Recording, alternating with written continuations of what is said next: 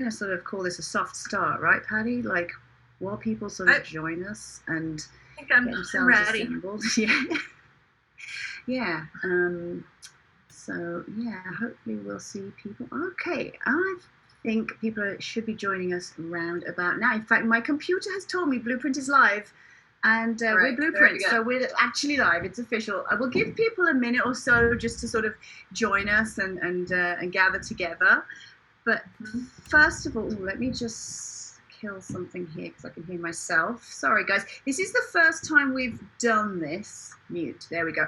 So do bear with us as we get through these sort of technical issues as we work through. So I'm here. I'm speaking to you from Denver, Colorado, which is the home of Blueprint. I'm a producer. My name's Karen Madassi, and I was lucky enough to work on Patricia Wattwas' latest Blueprint class, which is called 7 Days of Drawing. She's kindly agreed to join us for a live Q&A and a little taster of the class here on YouTube. Patty, thank you so much for joining us. How are you?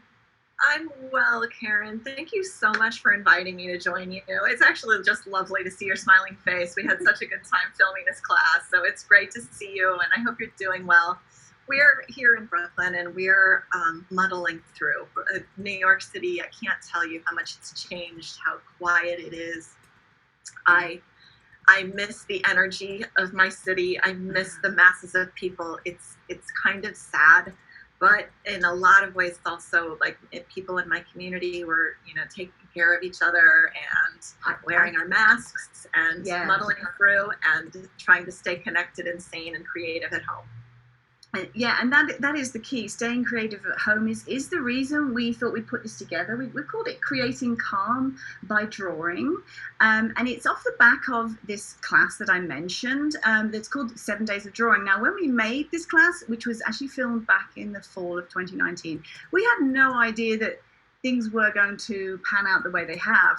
How many sort of parallels between the sort of world we set up in that class and today are there in the class? It's crazy. You and I have been laughing about it. Like, it is the perfect course for like quarantine, isolation, creativity. It's like, didn't we like open with like washing my hands and it's all about dealing with all of the everyday just anxieties and difficulty concentrating, difficulty getting started on things, like all of these emotions that I'm just dealing with every day now, when frankly, as an artist, like that's pretty normal. Like my post-quarantine life looks a lot like my pre-quarantine life. So I'm actually an expert at staying at home.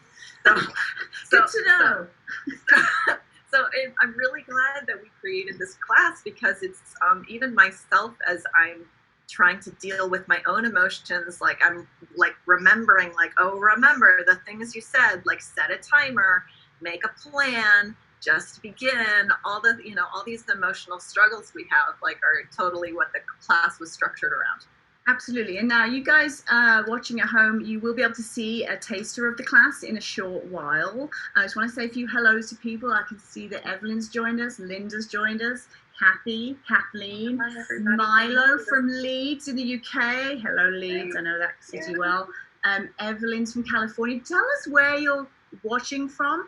Also tell us, have you seen the class already? Do you follow Patty? Do you do art on a daily or weekly basis? We want to know a bit about your own practices.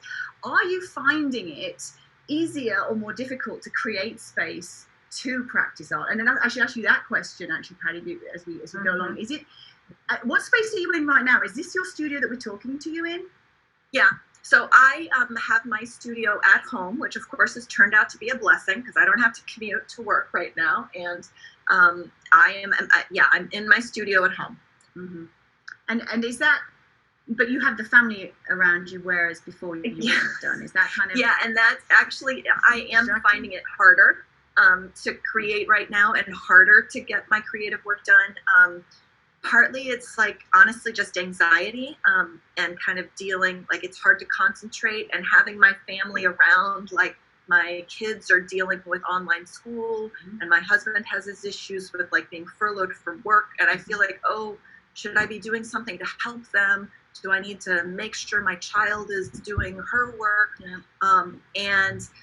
But I have to really remind myself, no, it's okay to be like, it feels like selfishness to just like shut the door and be like, believe me, mommy is closed. I am like working on my project, right? And sometimes like making art stuff doesn't feel like very important, right? Like, oh, I'm just working on my little drawing. But then I have to step back and remember that like that is my work, that is like, I almost feel like it's a calling to do it. And I also know that I am a much healthier person and a much happier person when I make that a regular practice. And then that's better for my kids, and that's better for my family, and that's better for my community, because I'm healthier and happier. That means I am better at helping them, being, supporting each other. So taking care of myself creatively is something I have to do. And and we'll talk more about, some of my strategies for concentrating and creating calm, but it's harder now than ever. Absolutely it is. And yes, keep watching me, because we're going to give you a little taster of the a lesson from the class in a moment. Hello, Patsy from Chicago. Hello, Lisa from Italy. Hello, so Linda from Indiana. Tracy from Maine. Hi from Portland, Oregon. That's Marlene. Someone from Dublin, Ireland. So I would imagine it's like Italy. Evening there. Italy, yeah. Indiana, Kim, hello. So you're all welcome. And whether you have an art practice already, or this is something that's just been intriguing you, and maybe in this time of uncertainty you're starting to sort of think, well, what new habits could I start? This is a great place to begin. 7 Days of Drawing is a class that's on Blueprint. You can subscribe or just buy the classes as a one-off. It is packed full of really useful tips. I was working the other day and found it hard to concentrate. I wasn't doing art.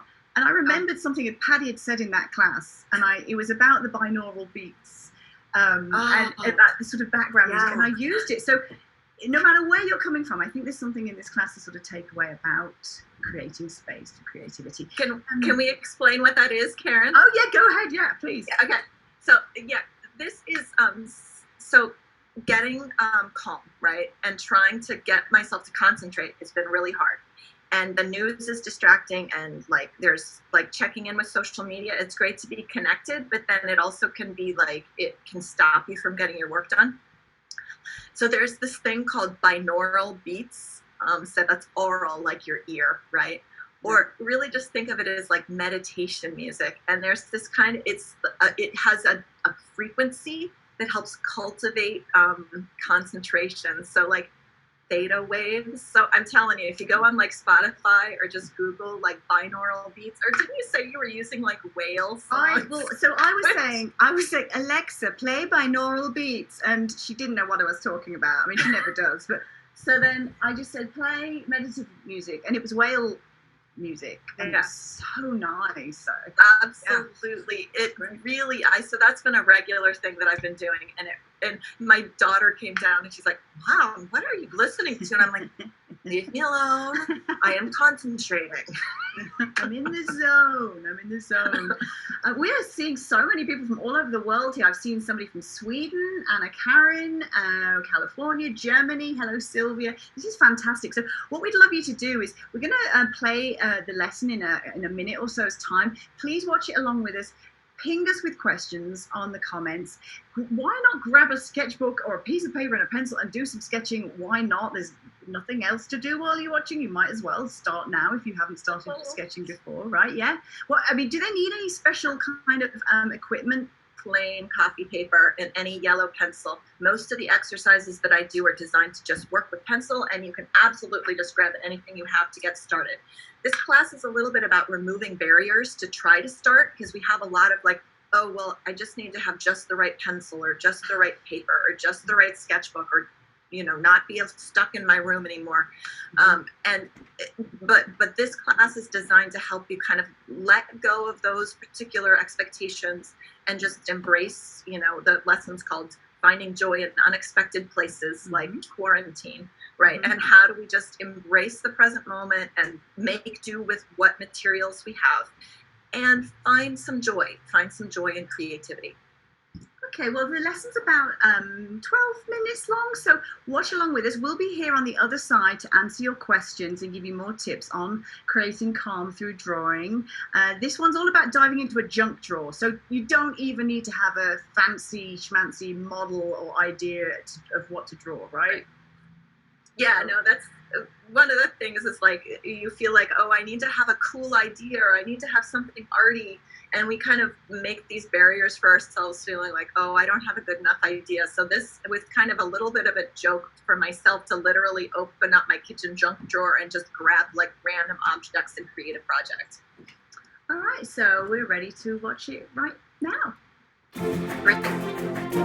7 Days of Drawing is a course to help you jumpstart a daily drawing practice. I designed this class to support you in a new habit of creativity in your life. The projects can be done once a day for about 30 minutes or spread across whatever time frame works for you.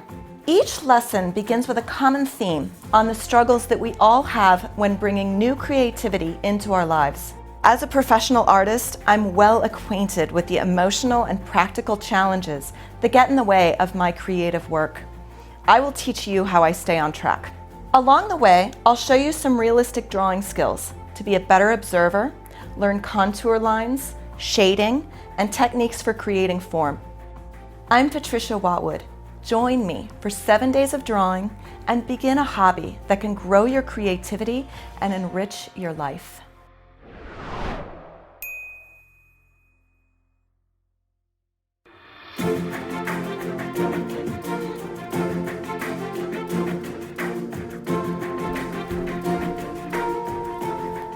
So, the theme for today's lesson is noticing the overlooked and finding joy in unexpected places. We often struggle with the question, what am I going to draw today? Once we've covered the usual subjects, there's lots of stuff in places where you'd least expect. Sometimes I feel pressure to draw just the right cool thing or something beautiful or something arty, and then I get stressed out. So I try to just let go of arty expectations and try not to waste time finding the perfect thing. No matter what oddball subject you might find to draw, once I get started, I figure out that each and every object has something interesting to teach me about seeing and drawing. All these junk drawer items are man-made, and I'm noticing that they have a lot of geometric shapes and circles and rectangles. And now I'm seeing that they have a lot of different sizes, and I'll probably have to do some measuring to think about how I might want to draw them. So before long, I've forgotten about trying to find something cool to draw, and I start to get engrossed in discovering something that's right in front of me. We're going to make a technical drawing of these household items that I found in my junk drawer. I'm going to do a little bit of measuring and use plumb lines to help get the placement. And I'm going to block in using a ruler and an armature. I'm going to make an axis line to make the placement for all of the verticals. There's that ice pick, it's the tallest one. Then there's the brush. And I'm just eyeballing kind of the spacing between them, making a space on my sketchbook. And then there's the central axis line for these two that aren't quite so long, they're more rectangular. Now I'm noticing how the heights of the things are slightly different. The brush comes down the farthest, then the ice pick, bottom of the crescent wrench, and then the lock over here is highest up. So making those, and then the top, again, the ice pick is tallest, the brush comes across lower, the crescent wrench is even smaller. I never necessarily know exactly how everything is going to get placed in relationship to each other before I start making these armature marks. So it's perfectly normal to have to correct them, erase, move them around. Now I'm going to look at each one a little more carefully and notice their widths and heights. Let's look at the brush, for example. The top of the brush is really just like a rectangle. And then the bottom handle of the brush, I'm going to start with a long rectangle for that too. And I'm actually going to go make horizontal lines to plan out the different widths. All of the man-made objects, right, they have these regular intervals of like horizontal, vertical, and we can use all of those to study the proportion. And then before I make the curves of that handle, I'm just going to think about where is the narrowest point, where is the widest point, and where is the bottom. I'm noticing the relative placement of the verticals of all of these objects, how the top of the handle here is below the ferrule of the brush here, where the bottom of the lock is relative to this handle, and noticing all of those horizontal and vertical relationships of the different things helps me study and understand the proportions of the objects. You could slow down, and I could even measure and check whether it's halfway or some other proportion.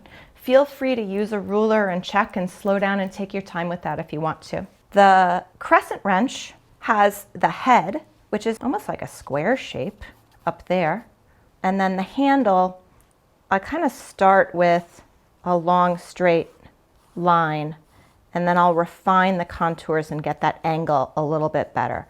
But it's just easier to kind of sketch it in freehand, map out the placement, and then I'll refine the contours and get a little more detail. So these guys over here, since they have these really rounded shapes, I actually want to use my ruler just a little bit more carefully to make sure that I kind of make all those curved shapes symmetrical. I'm gonna make this vertical right straight down the center, make this one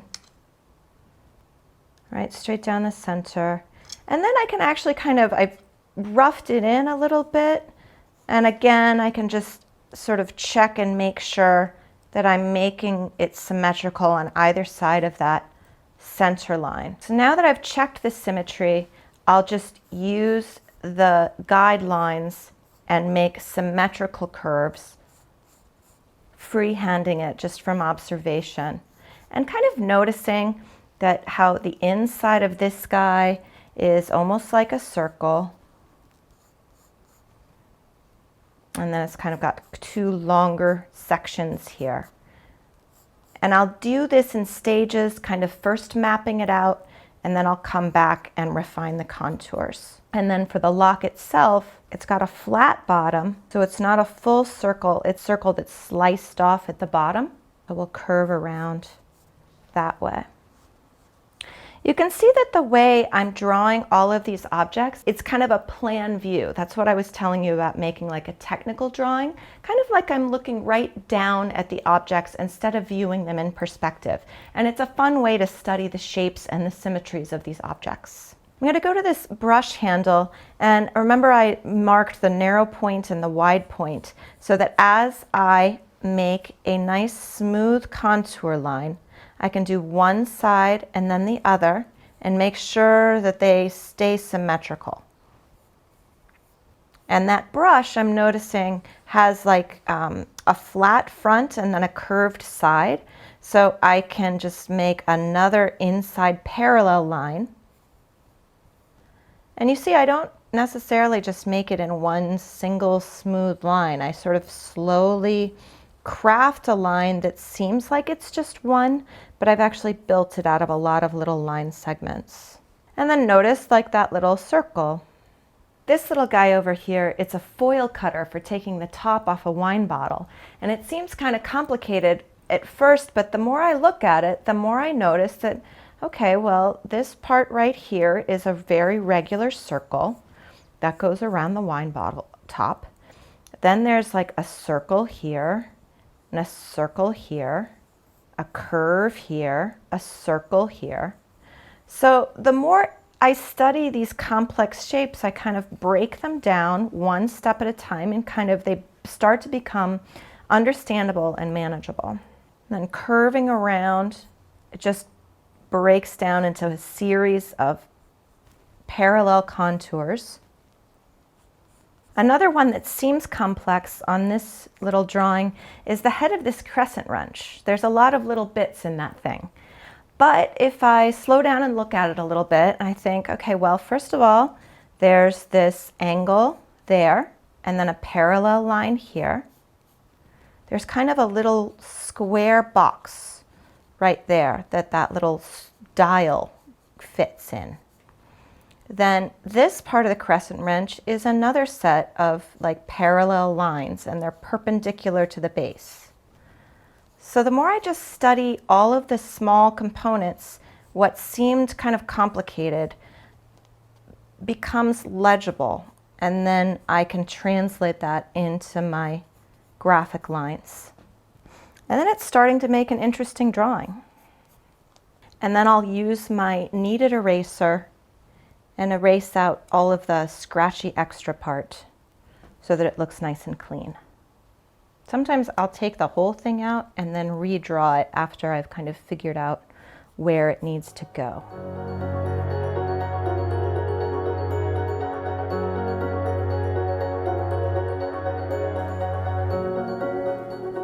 I went around all of the different objects and refined.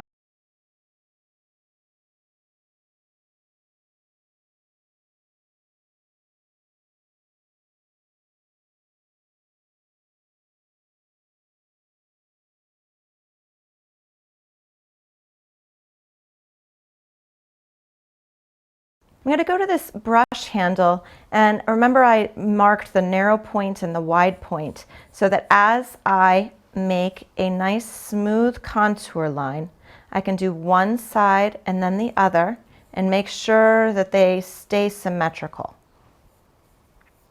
And that brush, I'm noticing, has like a flat front and then a curved side, so I can just make another inside parallel line.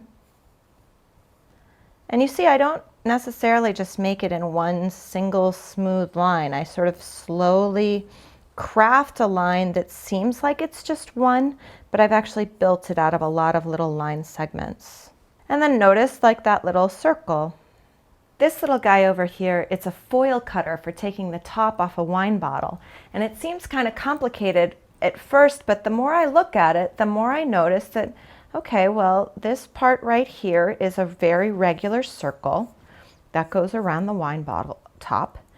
Then there's like a circle here, and a circle here, a curve here, a circle here. So the more I study these complex shapes, I kind of break them down one step at a time, and kind of they start to become understandable and manageable. And then curving around, it just breaks down into a series of parallel contours. Another one that seems complex on this little drawing is the head of this crescent wrench. There's a lot of little bits in that thing. But if I slow down and look at it a little bit, I think, okay, well, first of all, there's this angle there, and then a parallel line here. There's kind of a little square box right there that little dial fits in. Then this part of the crescent wrench is another set of like parallel lines, and they're perpendicular to the base. So the more I just study all of the small components, what seemed kind of complicated becomes legible, and then I can translate that into my graphic lines. And then it's starting to make an interesting drawing. And then I'll use my kneaded eraser and erase out all of the scratchy extra part so that it looks nice and clean. Sometimes I'll take the whole thing out and then redraw it after I've kind of figured out where it needs to go.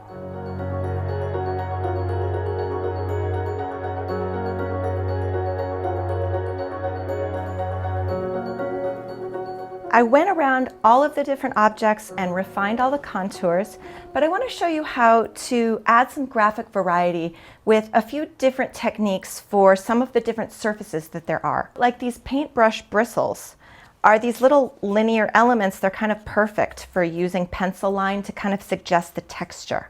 So I'm just going to, with my pencil, make little lines that show the linear strokes of the bristles. Don't make them everywhere, and don't make them super regular or they'll look kind of fake. But you can do them especially maybe on one side up at the top, and they just give the feeling of that shaggy paintbrush bristle feeling. And then also mix up the graphic variety so that some of the lines are pretty light, but some of them, and I'm kind of gonna make one side of this a little darker than the other, make the little bit darker line on that side, and it also kind of gives it a little more pop and dimension. Around the top of the ferrule, we have these hard lines, so I'll make a few of those going straight across. But then I also I like how they have those little circles, and so I'm just gonna add those and color them in. It makes more variety to the shape. And then over here on the side of the handle, I think I'll color that in, and that also kind of makes it suddenly pop off from the page and look like a dimensional object instead of a flat one. Another technique I'd kind of like to show you is this shiny metal lock. It's actually kind of easy to make a metal surface look shiny.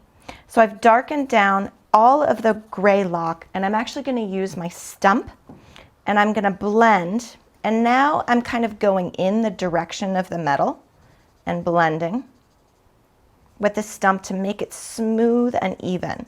This also makes a little more variety in the drawing overall, because part of the drawing with those bristles has the little hatchy marks, and now we have some smooth texture, and that's adding to the range of graphic variety in our drawing. Now, to make it look shiny, I'm going to do two things. For one thing, I'm going to make a pretty dark little shadow line on this side, and I'm going to make it kind of a hard line and color in that side, and I'm going to do the same thing on the inside of this one. Make the lines for the edge of it nice and crisp.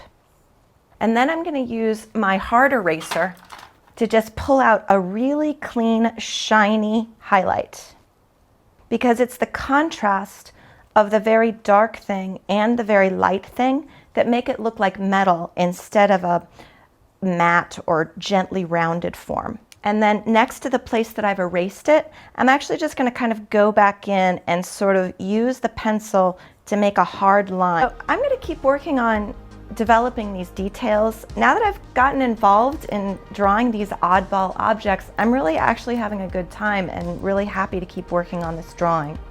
So it's really a delight to discover that no matter what you pick to draw, there's something to learn and you can really enjoy the process. I'm going to go to this brush handle, and remember I marked the narrow point and the wide point so that as I make a nice smooth contour.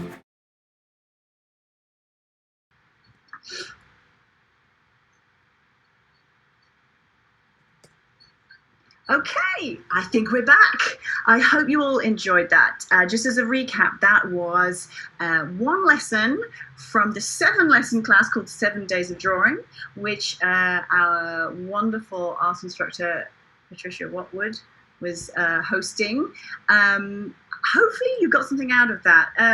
It's an interesting one, isn't it? Just deciding what to draw in the first place before you even sat down and actually made a mark on a piece of paper. Yeah, and just honestly, the just the process of getting started on something, making the point to just find something, set it up, get your equipment, get your pencils sharpened. You can't overlook, that's just being organized and planning around that. I'm going to get my sketchbook out, I'm going to get my materials out, and I'm going to be ready to have them to use. Making space in your own space. If you have a desk, maybe you're trying to work on that table, but you've got to clear off a little space on your desk to be ready to work.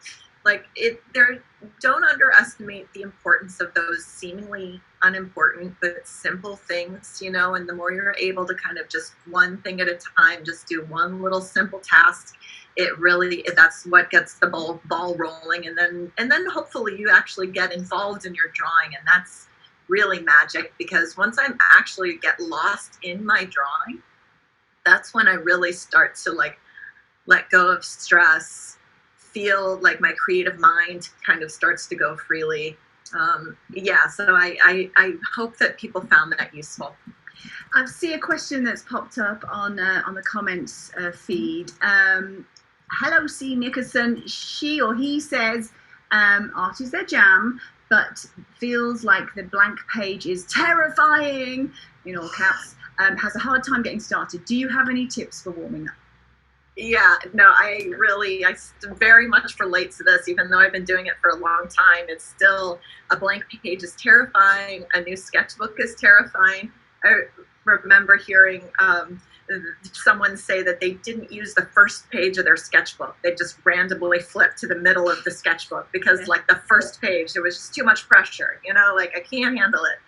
So getting started, sometimes, so one thing I do is that I will just kind of set a timer. So I'll set a timer for 20 minutes and make sure I kind of turn off like my social media or my computer so that I really am just, okay, 20 minutes, I'm just going to sit here and concentrate. And if I really still don't know what I want to do, and I just kind of want to, sometimes just doodling is a good way to kind of like warm up. And like, this is just just regular copy paper. There's this exercise that I talk about in the class that's called like, even if you just like draw like fast lines, it's called like, and just like literally just like push your pencil back and forth, quickly, and make like a spiral, or like making like a spiral design, right? Like that. Or like sometimes I do this thing called hatching quilts, and then take something like that and then take one of the blocks and just color them in. And so sometimes a little bit of like very specific, like conscientious doodling. Mm-hmm. Then I'm like, okay, I'm using my pencil, I'm just doing this thing, I'm calming down, and then kind of that'll help me get on the road. And those, like doodling in a meeting, it's not like about making art, it's just about using your hand and your pencil to get yourself engaged and feeling mindful and present about what you're doing. Fantastic. Yeah, it doesn't have to even be anything to begin with. And it is weird, if you think about other things, you don't ever really dive into something without warming up a little first. So just getting your, like with my art supply box, right? Like just kind of getting out my supplies, things like that. All of those are kind of small rituals that help me just enter into and get excited about what I'm making creatively. Yeah, fantastic. We've had a question and a conversation arise from Anna Karin Olsen, who I think is in Sweden.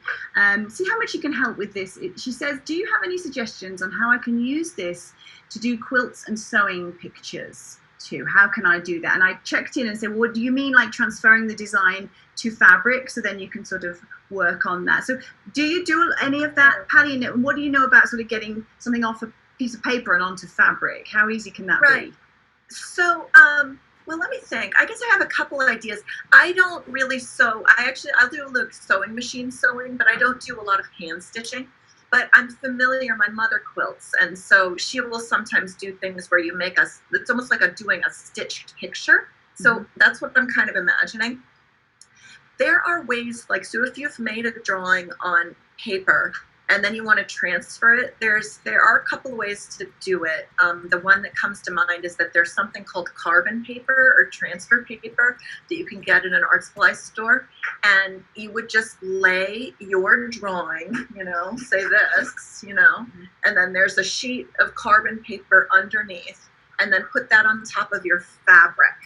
And then, so put them all on, hard surface, and then, the 3 layers, and then redraw the lines of whatever it is you're trying to transfer through, and that presses through the carbon paper. I guess the other thing that comes to mind is I think that there's some services that will, like, you can upload your image online and then they can print, but I don't know if that's helpful. Yeah, I wasn't sure if that's what Anna Karin meant or not. Yes, there are services you can digitize what you've sketched or drawn, and they will print it onto fabric for you, and you could use that for applique or quilting. So there's lots of avenues you can explore. I've also just pinged one of my colleagues at Blueprint to see if she has any art quilts. Oh, great. Okay, good. There's so many kind of overlaps. Experts. Right. Oh yeah. Have a dig around on Blueprint. Put in the words art quilt, thread art, thread painting. We've got all kinds of sort of those kind of pursuits that are sort of not quite one thing or the other. So have a look and see if there's anything that seems right there. Another question came in from Marie Antoinette. I don't think it's the original Marie Antoinette. How can we best activate our journaling with these doodles? She asks. So journaling's another one of those sort of crossover pursuits. That is actually a big crossover for me too. So actually in my own I keep a notebook, I keep a journal, and I also collect a lot of like quotes. And if I'm finding a poem, or even just sometimes have like a small set of thoughts, that they will not actually go in my kind of more journal diary. They will go in this sketchbook, and there's actually a lot of them in this. Here, I think. Let me see. I think I can find one. Oh, right. Like, so this is just a little watercolor, and I put, and I'll read it to you, and I just put the little quote that I found inspiring in there. And it's also then a great way to collect them, because the little loose pieces of paper get lost, but my sketchbook doesn't get lost, Love, and you will be loved in return. Hate will never be your lot if you promote love and look upon all with love. Right. So like, I definitely will collect, quotes, things that are inspiring me, things that are keeping me like engaged in my studio practice, and keep them in my sketchbook. So I think, and there's some really interesting artists who will actually make much more elaborate like journal entries, and then even layer a drawing right on top of it. And I think it looks so cool. It does. It really does. I'm seeing this is what a Blueprint community does at its best.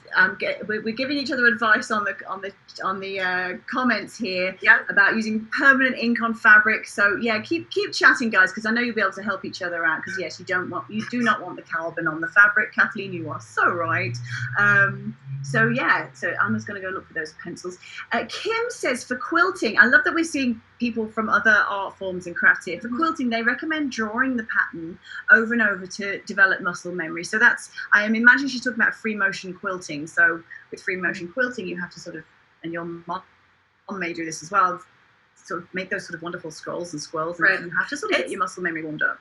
It's exactly the same in drawing. Really, a lot of it is just hand-eye coordination and repetition and getting it in your hand. So I think a lot of us, you feel intimidated, you kind of start to draw and you're like, oh, it didn't turn out well, or it didn't. But whatever you can do that's just keeping your hand moving over and over, the skill gets into your hand. Yeah, it's very similar. Yeah. Do you find, what do people say to you when they come back to trying to find an artistic pursuit after many years? Is it harder to do if you haven't done it for a long period of time? I don't think it's any harder, but grown-ups are really bad at playing, and they're bad at giving themselves permission to suck at things. So kids, like, that's just Tuesday, right? Like, oh, I have to do this thing, I don't know how to do it, or like, I'll just mess around and see what happens. That's just what they do naturally. Right. And when we become like grown-ups or whatever, we sort of feel like we stress ourselves out, feeling like you have to feel competent at doing something, or it's not fun if you don't feel competent. It's that inner critic that somebody was talking about a while ago, and that inner critic is the worst thing you could listen to, I think, no matter what you're trying to do, right? That was one of the reasons I kind of created this class in the first place, is that I was going through a period in my own creative work where I kind of was struggling through a creative block, right? As far as the painting I was working on, I was just like not really inspired. And then your inner critic just sits on your shoulder and you're like, oh, well, that's not very good. Oh, is that the best you can do? And I've been painting for like 20 years, and I'm telling you, like, so I give my inner critic a name. I'm just like, thank you, Nigel, for that very helpful comment.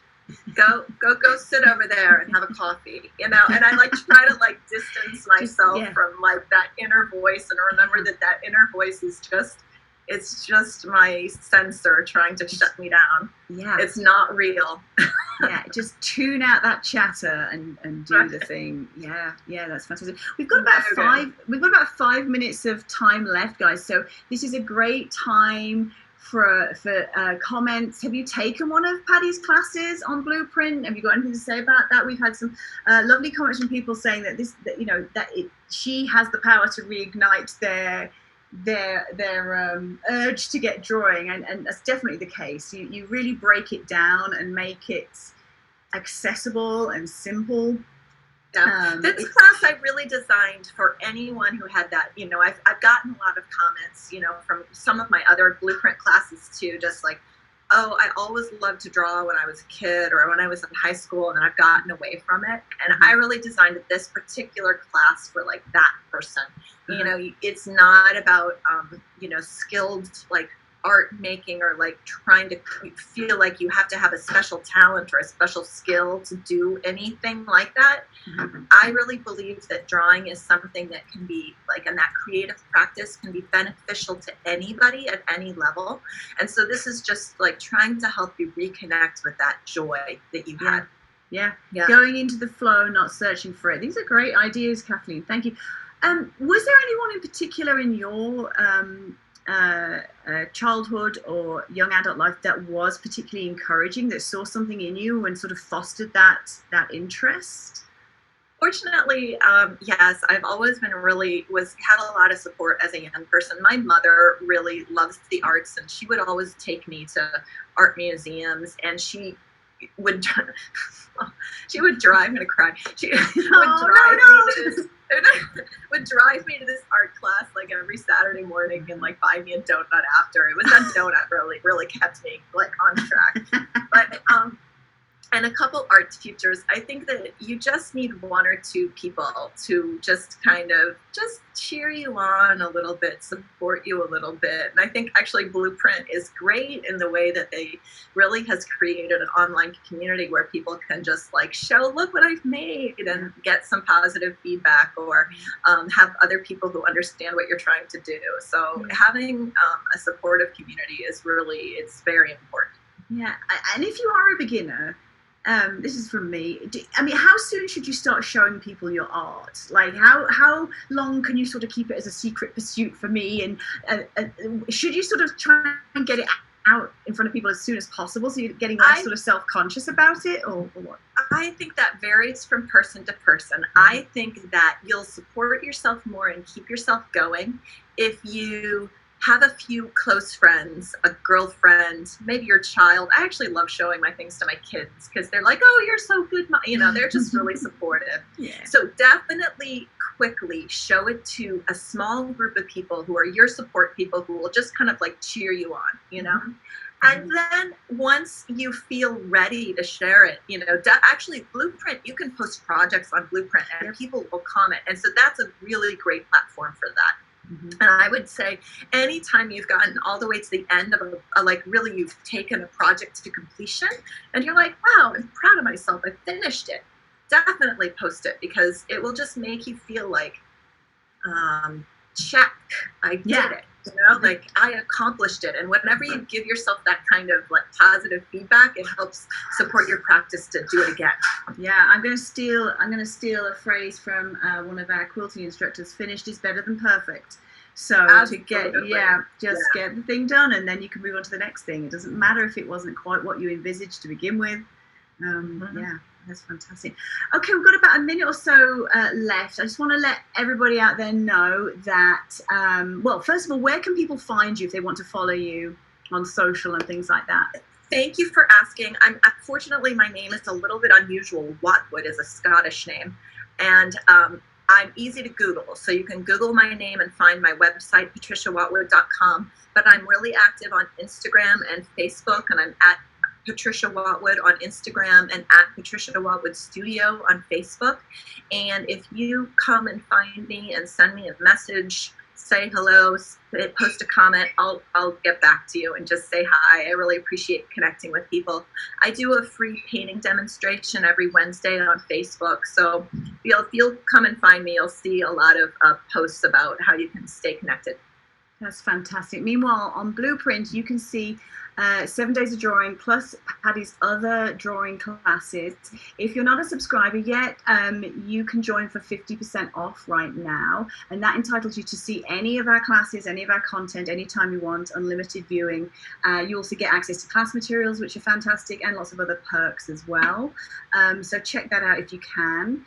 I want to say thank you to Chelsea behind the scenes, who's been running all this for us. Also to Anna and Elaine, who helped us in the early parts of this, getting this class on the road. And lastly, can I thank you, Paddy, for giving us your time today. It's been a real pleasure spending some time with you and hearing from people. Yeah, thank you. I really appreciate you reaching out. It's just great to see your smiling face, and it's great to have something kind of like specific to do and connect, connecting with people. It's been something I've been looking forward to all week, so thank you. Yeah, me too. All right, guys. Well, stay safe, stay well. Bye bye for now. Keep drawing. Find Yes. something creative. It'll make you happy.